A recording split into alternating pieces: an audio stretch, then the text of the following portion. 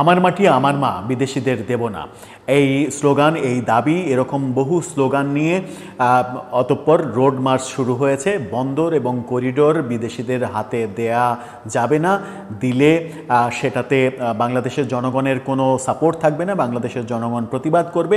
সেরকমই একটা উদ্যোগ আমরা দেখলাম শুরু হয়েছে গতকালকে, এবং আজকে সেটা চট্টগ্রামে গিয়ে ফেনী হয়ে চট্টগ্রামে শেষ হবে। গত পরশু থেকেই এই আয়োজনটা ব্যাপকতা লাভ করে।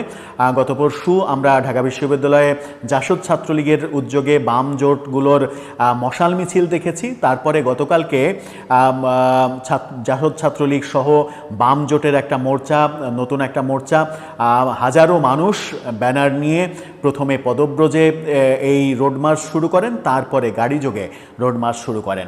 এই রোড মার্চ থেকে সরকারকে একটা বার্তা দেওয়ার চেষ্টা করা হচ্ছে, এবং বাম দলগুলো একটা মোর্চা, নতুন মোর্চা, একটা নতুন জোটবদ্ধ হওয়ার চেষ্টা করছে, যেটা আমরা দেখেছি গত 15 বছরে শেখ হাসিনার শাসনামলে বাম দলগুলোর আলাদাভাবে অস্তিত্ব খুব একটা লক্ষ্য করা যাচ্ছিল না, যেটা আবার পুনর্জীবন লাভ করছে বলেই মনে হচ্ছে। বাম জোটগুলো একাট্টা হয়েছে, কোনোভাবেই করিডোর দেয়া যাবে না, বন্দর দেয়া যাবে না।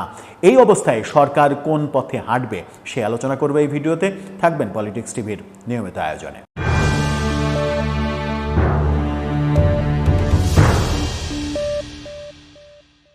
দর্শক, পলিটিক্স টিভির নিয়মিত ভিডিওগুলো স্পন্সর করছে প্রজাপতি.টিভি, নতুন ওটিটি প্ল্যাটফর্ম। আপনারা চাইলে ইউটিউবে, ফেসবুকে, ইনস্টাগ্রামে, টিকটকে দেখে নিতে পারেন। ডেসক্রিপশন বক্সে লিঙ্ক দেওয়া থাকবে, সেখান থেকেও আপনারা দেখে নিতে পারেন প্রজাপতির কার্যক্রম। চলে যাচ্ছি মূল ভিডিওতে। যে কথা বলছিলাম, বন্দর ও করিডোর ইস্যুতে চাঙ্গা হচ্ছে বাম দলগুলো, শিরোনামটা আপনারা দেখে নিতে পারেন। সেখানে আবার একটা সাব শিরোনাম রয়েছে, সাব শিরোনামটাও আপনারা দেখে নিতে পারেন, যেখানে বলা হচ্ছে রাখাইনের সঙ্গে করিডোর ও চট্টগ্রাম বন্দর বিদেশিদের দেওয়া রূপ ঢাকা চট্টগ্রাম রোড মার্চ। দ্বিতীয় পয়েন্টে বলা হচ্ছে 50টির বেশি সংগঠন কর্মসূচিতে অংশ নেবে, আয়োজকদের ঘোষণা।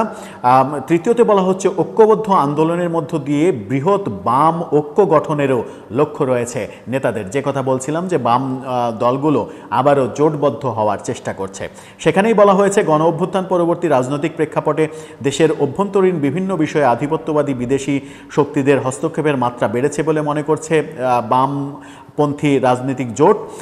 সেই সম্প্রতি মায়ানমারের রাখাইনের জন্য মানবিক প্যাসেজ নাম দিয়ে করিডোর চালুর চেষ্টা এবং চট্টগ্রাম বন্দরের নিউ মরিং কন্টেনার টার্মিনাল বিদেশিদের দেওয়ার আলোচনা এরই ধারাবাহিকতায় বাম নেতারা বলছেন রাখাইনের সঙ্গে করিডোর চালু ও চট্টগ্রাম বন্দর বিদেশিদের দেওয়া হলে ভূ রাজনৈতিক বিবেচনায় বাংলাদেশের সার্বভৌমত্ব ও নিরাপত্তা হুমকির মুখে পড়বে। তাই এ ধরনের উদ্যোগ থেকে অন্তর্বর্তী সরকারকে সরে আসার দাবি জানিয়েছেন তারা। এরই মাঝে বিষয়গুলো নিয়ে মানববন্ধন, বিক্ষোভ, সমাবেশ, সেমিনার করেছে এবং গতকালকে রোড মার্চ শুরু হয়েছে। রোড মার্চ আমরা দেখেছি যে ঢাকা থেকে গুলিস্তান পর্যন্ত পায়ে হেঁটে রোড মার্চ শুরু হয়েছে। এরপরে সেখান থেকে গাড়ি যোগে নারায়ণগঞ্জে একটা সমাবেশ হয়েছে, নারায়ণগঞ্জের পরে কুমিল্লায় সমাবেশ হয়েছে, তারপরে কুমিল্লাতেই গতকালকে এই গাড়িবহর অবস্থান করেছে।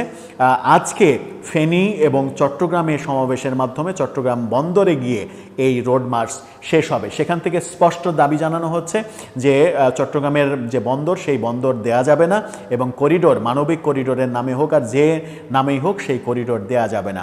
সরকারের সাম্প্রতিক যে পদক্ষেপ, প্রধান উপদেষ্টার যে সাম্প্রতিক কথা যে বন্দর দেওয়ার বিপক্ষে যারা অবস্থান করছে তাদের প্রতিরোধ করুন, জনগণের উদ্দেশ্যে তিনি বলেছেন। তো এই যে রোড মার্চ শুরু হচ্ছে, এই রোড মার্চ শুরু হয়েছে, রোড মার্চ চলছে, সেই রোড মার্চেও কি এক ধরনের প্রতিরোধের চেষ্টা শেষ পর্যন্ত মানে চেষ্টার উদ্যোগ নেওয়া হয়েছিল, যেটা শেষ পর্যন্ত হয়তো সফলতা পায়নি। আমরা দেখেছি যে খুবই সম্প্রতি ব্রিটেন সফরের পর নিরাপত্তা উপদেষ্টা আমেরিকায় গিয়েছেন, আমেরিকায় গিয়ে একাধিক মিটিং করেছেন। আমেরিকাতে গিয়ে করিডোর নিয়ে আবার নতুন করে আলোচনা হচ্ছে কিনা সেই ব্যাপারও নানাভাবে আলোচিত হচ্ছে, এবং অনেকেই বিভিন্নভাবে বলার চেষ্টা করছেন যে প্রফেসর ইউনূস সরকারের আমেরিকার সঙ্গে এক ধরনের সমঝোতা হয়েই গেছে করিডোর ব্যাপারে। এটা শুধুমাত্র ঘোষণা করা হচ্ছে না, যতই প্রফেসর ইউনূস জাতির উদ্দেশ্যে ভাষণে বলুন না কেন যে করিডোর ব্যাপারে যারা যা কিছু বলছে এগুলো মিথ্যাচার, তার যে পররাষ্ট্র উপদেষ্টা তিনি তিনি নিজেই এই প্রসঙ্গটা প্রথমে সামনে নিয়ে এসেছিলেন। এরপর নিরাপত্তা উপদেষ্টা সেটাকে মানবিক চ্যানেল হিসেবে আখ্যা দেওয়ার চেষ্টা করেছিলেন, অথচ প্রধান উপদেষ্টা বলছিলেন যে এগুলো প্রোপাগান্ডা, এগুলো মিথ্যা, যারা বলছে তারা মিথ্যা। তার উপদেষ্টারাই মিথ্যা বলছে কিনা সেটাই প্রশ্ন উঠেছিল তখন।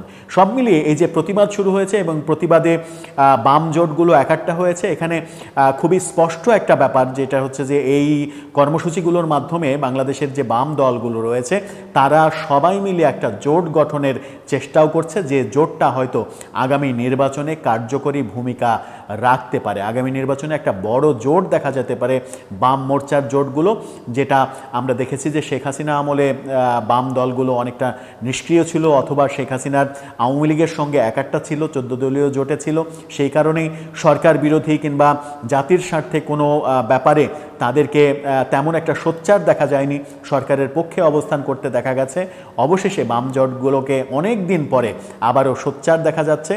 এটা একটা বাম দলগুলোর দিকে ভাবলে এটা একটা তাদের জন্য শুভ লক্ষণ, কিন্তু তারা এই যে রোড মার্চ করছে এবং প্রতিবাদ জানাচ্ছে, প্রতিবাদটা একেবারে সাধারণ মানুষ পর্যন্ত, প্রত্যন্ত অঞ্চল পর্যন্ত তারা বিছিয়ে দিয়েছে, সেটা নতুন কোনো ইম্প্যাক্ট তৈরি করে কিনা সেটাই এখন দেখার বিষয়। এবং এর পরিপ্রেক্ষিতে সরকার তাদের সিদ্ধান্ত বদলের চিন্তা করে কিনা, নাকি সরকার একগুঁয়ে হয়ে জনগণকে যে মেসেজ দিয়েছে যে বন্দরের বিরুদ্ধে যারা কথা বলছে তাদের প্রতিরোধ করুন, সেই এজেন্ডাই বাস্তবায়ন করবে সরকার, বন্দর যে কোনো মূল্যে বিদেশিদের হাতে তুলে দেবে কিনা সেটাই এখন দেখার বিষয়।